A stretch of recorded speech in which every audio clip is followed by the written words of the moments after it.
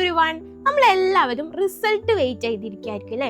അതായത് നമുക്ക് 18th result വരും എന്ന് പറഞ്ഞ്, അത് കഴിഞ്ഞ് 21st റിസൾട്ട് വരും പറഞ്ഞ്, ഫൈനലി നമുക്കൊരു കൺഫേം ആയിട്ടുള്ള ഡേറ്റ് കിട്ടിയിരിക്കുകയാണ്. 22 ഈവനിങ് 3 PM നമ്മുടെ റിസൾട്ട് വരുന്നത്.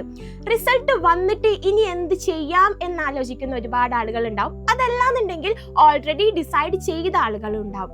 സോ നമ്മളിങ്ങനെ ഒരു ഡിഗ്രി ലെവലിലേക്ക് പോവാണെന്നുണ്ടെങ്കിൽ നമ്മുടെ റിസൾട്ട്, നമ്മുടെ മാർക്ക് എന്ന് പറയുന്നത് കുറച്ച് ഇമ്പോർട്ടൻ്റ് ആയിട്ടുള്ള കാര്യമായിരിക്കും. കാരണം നമുക്ക് നല്ലൊരു കോളേജിന് സീറ്റ് കിട്ടണമെന്നുണ്ടെങ്കിൽ നമുക്ക് നല്ലൊരു മാർക്ക് ഉണ്ടാവണം. അതല്ലാന്നുണ്ടെങ്കിൽ നമുക്ക് എന്താക്കാം, CUT എഴുതിയിട്ട് സെൻട്രൽ യൂണിവേഴ്സിറ്റീസിലേക്ക് പോകും. അവിടെ നമ്മുടെ മാർക്ക് എന്താവുന്നില്ല, ഒരു പ്രശ്നമാവുന്നില്ല. സോ അങ്ങനെ കരിയർ നിങ്ങൾക്ക് ചൂസ് ചെയ്യാൻ വേണ്ടി പറ്റും.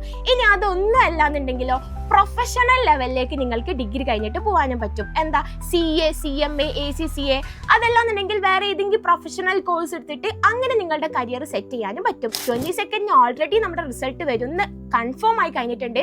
ഇനി നിങ്ങൾ റിസൾട്ടിന് വേണ്ടി വെയിറ്റ് ചെയ്യരുത്. അതിന് മുൻപേ നിങ്ങൾ ഏത് ഫീൽഡിലേക്ക് പോകണം എന്നുള്ളത് ഡിസൈഡ് ചെയ്യുക. എല്ലാവർക്കും നല്ലൊരു റിസൾട്ട് ഉണ്ടാവട്ടെ എന്ന് ആശംസിക്കുന്നു.